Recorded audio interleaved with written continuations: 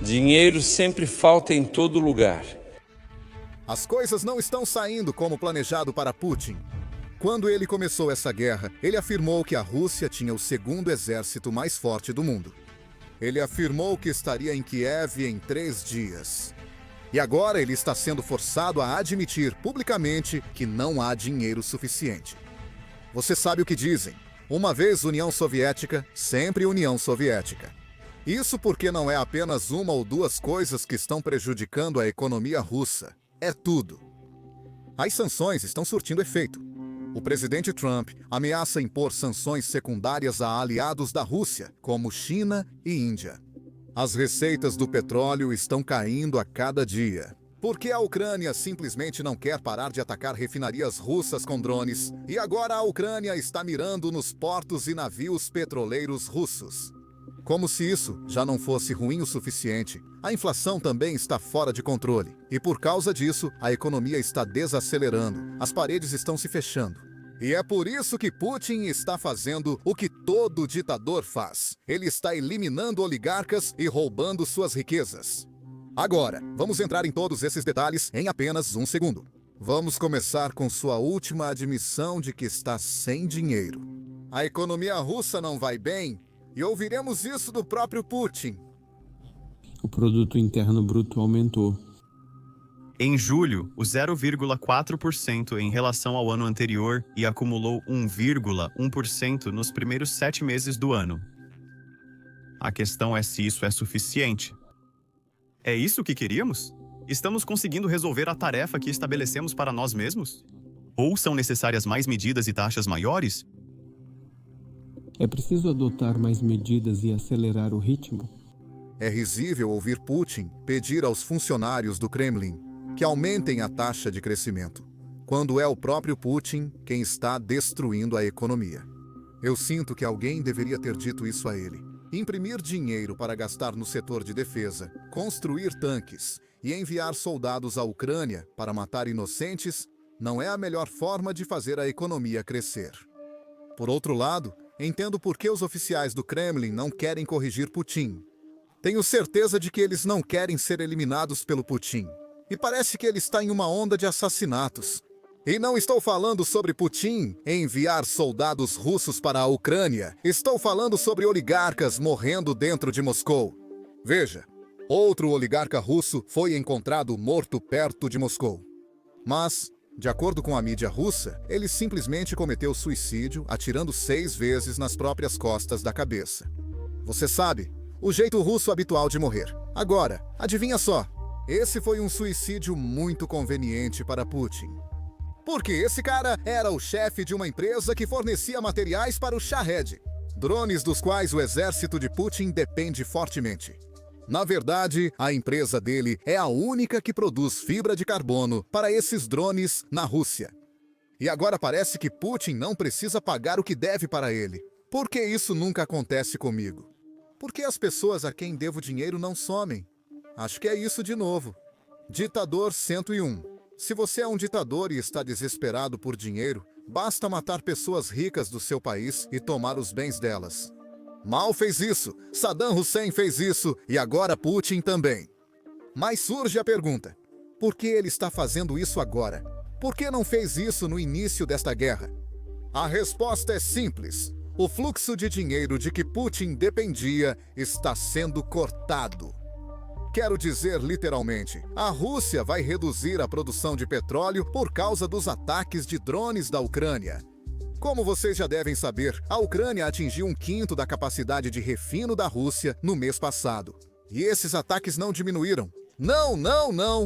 Na verdade, os ataques só aumentam, já que Putin não quer interromper sua invasão sem sentido. E agora a Ucrânia realmente ampliou o alcance de seus ataques. Veja, no mês passado a Ucrânia estava atacando apenas refinarias russas. Isso era ruim. Mas não era tão ruim porque as refinarias servem principalmente ao mercado doméstico na Rússia. Afinal, as refinarias processam o petróleo bruto e distribuem os produtos no país. Mas a oferta de dinheiro russa não depende das refinarias, e sim da exportação desse petróleo bruto para outras refinarias na China e na Índia. Se eu sei disso aqui nos Estados Unidos, é claro que os comandantes ucranianos também sabem. O motivo de atacarem apenas refinarias era que a Ucrânia não queria irritar os Estados Unidos. Se você começar a atacar petroleiros e começar a atacar as exportações que a Rússia está realizando, isso vai afetar os preços do petróleo no mundo todo. E isso é algo que a Ucrânia não queria fazer, porque, no fim das contas, a Ucrânia não quer irritar seus aliados. Bem, parece que a Ucrânia está se tornando flexível nessa regra. Agora, os drones ucranianos estão atacando os portos russos. E os portos são importantes, porque Putin está usando esses portos para enviar petróleo bruto para países como Índia, China, Turquia e Brasil. E então esses países estão dando a Putin o dinheiro de que ele precisa para financiar sua invasão. Então, atacar esses portos é basicamente como tirar dinheiro da conta bancária pessoal de Putin. E se você não acredita em mim, deixe-me mostrar alguns números. Porque, claro, como diz o ditado, os números nunca mentem. A Rússia pode perder 600 milhões de dólares em um mês por causa dos drones ucranianos. Drones atingiram outra refinaria da Gazprom, deixando sua principal unidade de petróleo bruto fora de operação. Agora, a refinaria corre o risco de perder de 9 a 10 milhões de barris de capacidade de processamento. Um único ataque está repercutindo profundamente nos cofres do Kremlin. E é exatamente por isso que oligarcas estão caindo de janelas e atirando em si mesmos na parte de trás da cabeça. Putin precisa de dinheiro e vai conseguir de qualquer forma. De novo, é a mesma coisa. Se algum youtuber idiota consegue perceber isso, sentado a milhares de quilômetros de Moscou, pode apostar que os oligarcas russos também conseguem ver o que está acontecendo. Eles fazem o que todos faríamos nessa posição, se estivéssemos na Rússia. Eles tentam sair do país levando seu dinheiro. Russos batem recorde de transferências para corretores estrangeiros em meio à incerteza do mercado. Acho que chamar isso de incerteza do mercado é uma forma muito diplomática de descrever o que está acontecendo com os oligarcas na Rússia. E não é só dinheiro que os russos estão levando embora. É ouro também. Na verdade, veja isso, em outro relatório. A saída de capital já começou. As autoridades decidiram proibir exportações de ouro acima de 100 gramas. Porque é nisso que a Rússia se tornou. Você não quer viver na Rússia? Pois é, adivinha só, você está proibido de sair. E não estou brincando. Putin não está proibindo apenas o capital, mas também impedindo oligarcas de sair do país. Magnata russo do ouro proibido de sair do país durante a nacionalização. Agora, para Putin, isso foi por pouco, porque ele quase deixou de impedir esse cara por causa de procrastinação ou algo assim. Eles esperaram até o último segundo e precisaram correr até o jato particular dele enquanto decolava. Se atrasasse mais alguns minutos, Putin perderia bilhões de dólares. Para Putin, isso seria um grande problema, pois ele precisa muito desse dinheiro para contratar mais soldados. Isso é na Ucrânia. Veja. Apesar do que a mídia russa está dizendo para todos, os russos não são muito patriotas em relação a essa guerra. Eles não estão fazendo fila para morrer na Ucrânia, como Putin quer que todos acreditem. O único motivo da Rússia conseguir recrutar pessoas é porque isso ocorre todo mês. Eles seguem elevando os bônus oferecidos para quem luta. Agora, é aqui que vou dizer algo que nunca pensei que diria. Putin faz um bom trabalho no recrutamento, pois sua incompetência econômica acaba ajudando a atrair mais pessoas para o exército. Porque pense bem, a economia está tão ruim. As pessoas não têm outra escolha a não ser lutar na guerra, ou trabalhar para uma empresa de defesa, onde vão produzir algo que será usado na guerra. Então, a economia de guerra russa está na verdade indo muito bem, porque todo o resto na economia está morrendo. E pessoas desesperadas, que não podem deixar o país, não têm outra escolha a não ser ajudar a economia de guerra. Agora, felizmente para todas essas pessoas, eu nem sei se felizmente é a palavra certa, mas elas estão sendo muito bem pagas pelos seus esforços. Com as empresas de defesa, os salários subiram, sobretudo para quem trabalha nelas, pois a Rússia imprime dinheiro para pagar essas empresas. Essas empresas precisam contratar o máximo de pessoas para aumentar a produção e obter mais contratos. Mas não só os trabalhadores, também os soldados estão se beneficiando. Se você é alguém disposto a lutar na Ucrânia e correr o risco de morrer, bem, Você pode ganhar uma quantia de dinheiro que muda a vida, relativamente falando. É uma quantia que muda a vida na Rússia. Deixe-me mostrar este anúncio que foi postado há poucas horas em um canal russo no Telegram. Eles estão tentando recrutar pessoas e os números apresentados são realmente impressionantes. Segundo o anúncio, Putin oferece contrato de 6 milhões de rublos para quem aceitar lutar na Ucrânia. 6 milhões é o que você vai receber no primeiro ano, mas desses 25 milhões você recebe assim que assina o contrato. Esse é seu bônus de assinatura. Só para colocar em perspectiva, 25 milhões de rublos é apenas o bônus de assinatura. São cerca de 30 mil dólares nos Estados Unidos, o que não parece uma quantia absurda.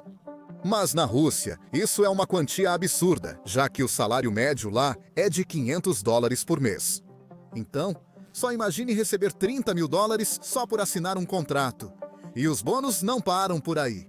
Esses soldados recebem 30 mil rublos mensais, cerca de 3.500 dólares. O salário mediano é de 500 dólares, mas um soldado recebe 3. 500 dólares 7 vezes mais. Agora, isso é só o dinheiro em mãos. Na verdade, você tem muito mais incentivos do que apenas isso. Se você tem dívidas, adivinha só? Quem ingressa no exército pode ter até 10 milhões de rublos em dívidas perdoadas, funcionando como um perdão dessas dívidas. Se você tem filhos, Putin paga 20 mil rublos por mês por filho, além do salário.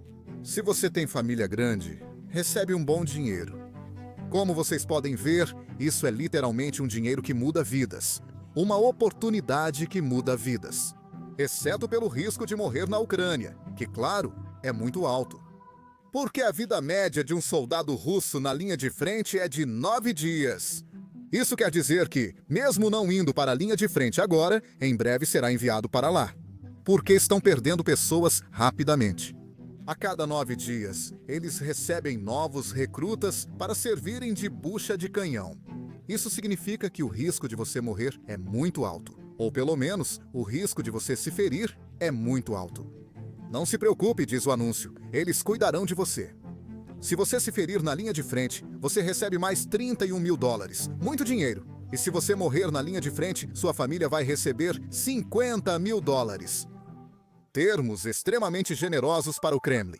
Agora, o motivo desses termos serem tão generosos é porque a Rússia precisa continuar aumentando esses bônus. Todo mês, para conseguir cada vez mais pessoas na linha de frente. Isso criou uma nova indústria na Rússia, com pessoas oferecendo cursos para garotas. Sobre como podem conhecer um soldado prestes a ir para a linha de frente e se casar com ele após poucos dias de namoro. Quando esse soldado morrer na linha de frente, elas receberão um grande pagamento. De fato, muitas pessoas na Rússia já fizeram isso várias vezes. Elas se casam com um soldado, ele morre, recebem o pagamento, gastam e repetem o ciclo. Você sabe o que Putin sempre diz, como a economia russa é a mais inovadora do mundo. Estou começando a acreditar nele, mas ainda tem um problema com o qual Putin está lidando. A receita está caindo muito mais rápido do que Putin. Pode compensar matando ou sequestrando oligarcas. E como se isso já não fosse ruim, como dissemos, as despesas crescem a cada mês. O povo russo é ganancioso e quer mais dinheiro indo para a linha de frente. Então, adivinha? O governo russo agora está debatendo soluções inovadoras para tentar tapar esse buraco no orçamento, eu acho. Aqui está a reportagem sobre uma das soluções que estão avaliando. Não estou brincando. O governo russo está agora debatendo a possibilidade de cobrar pedágio em todas as estradas da Rússia. Existem restrições orçamentárias. Então, a Rosvodor, que é como a agência de estradas da Rússia, afirmou que pode ser necessário adicionar pedágios a todas as estradas do país. Agora, claramente, os cidadãos russos não ficaram felizes com isso. Eles disseram, ei, que diabos? E todo o imposto de renda que a gente paga para vocês? Bem, é aí que o Putin diz. Sobre o imposto de renda, pessoal, isso também vai aumentar. Olhem este relatório. A Rússia discute aumentar impostos sobre seus cidadãos devido a pressões econômicas.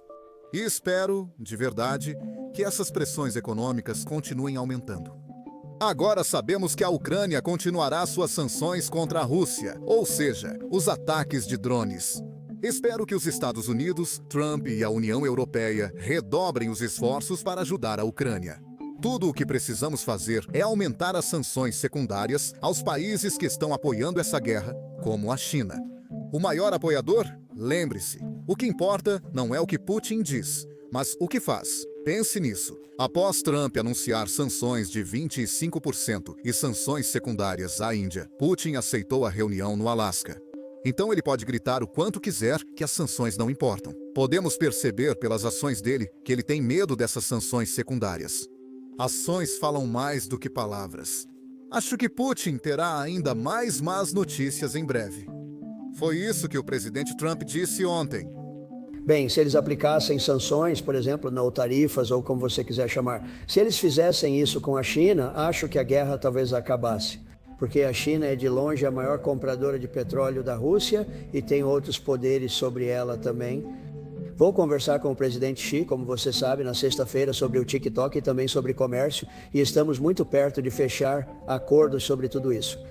Meu relacionamento com a China é ótimo, temos um acordo comercial e tivemos uma ótima reunião recentemente. Parece que aprovaram o TikTok, que representa muito dinheiro para os Estados Unidos. Isso foi positivo. Vamos ver como isso funciona. Mas se a Europa fizesse algo em relação à China, acho que a China provavelmente forçaria um fim à guerra. A chance disso? Starmer disse que analisariam. Bem, eu também teria feito algo. Mas, de novo, não dá para a Europa comprar petróleo da Rússia e eu ficar chateado com a China porque eles estão comprando petróleo da Rússia. Essa é uma coisa. Uma última coisa. Vamos olhar tudo isso da perspectiva de Putin, como as coisas estão indo. De acordo com ele. Aqui está o presidente finlandês Stubbs explicando isso. Se você olhar para isso da perspectiva de Putin e do Kremlin, você tem que se perguntar como eu me saí. Primeiro, o objetivo era tomar a Ucrânia em uma operação especial em 4 dias. Estamos aqui 4 anos após o início da guerra. O segundo objetivo era dividir o Ocidente. Nunca vi tanta união antes, inclusive, na verdade, a parceria transatlântica. O terceiro objetivo era reduzir os gastos de defesa dos membros da OTAN, mas Trump aumentou de 2% para 5%. E a cereja do bolo é, claro, que Putin dobrou sua fronteira com a OTAN através da Finlândia e depois, eventualmente, da Suécia. Então ele falhou em todos os seus objetivos estratégicos, incluindo o fato de que a Ucrânia se tornou muito europeia e nada russa. YouTube está crescendo tão rápido que acabou de ultrapassar a Netflix e se tornou o aplicativo mais popular na televisão. Aliás, isso é só na televisão. Se você juntar televisão, celulares, computadores, tablets, as pessoas estão passando uma quantidade insana de tempo assistindo ao YouTube. É exatamente por isso que o YouTube está pagando aos criadores $45 mil por minuto. Isso dá $64 milhões todos os dias. Então, se você já pensou em criar um canal no YouTube para você, agora é o momento perfeito. Se você quer saber como crescer no YouTube em 2025, como esse cara que teve milhões de visualizações em poucos meses, eu tenho uma solução para você. Neste fim de semana, farei um bootcamp gratuito para iniciantes, compartilhando dicas sobre YouTube e respondendo dúvidas sobre crescimento na plataforma. Se quiser aprender no bootcamp, inscreva-se pelo link na descrição ou escaneie o QR Code na tela.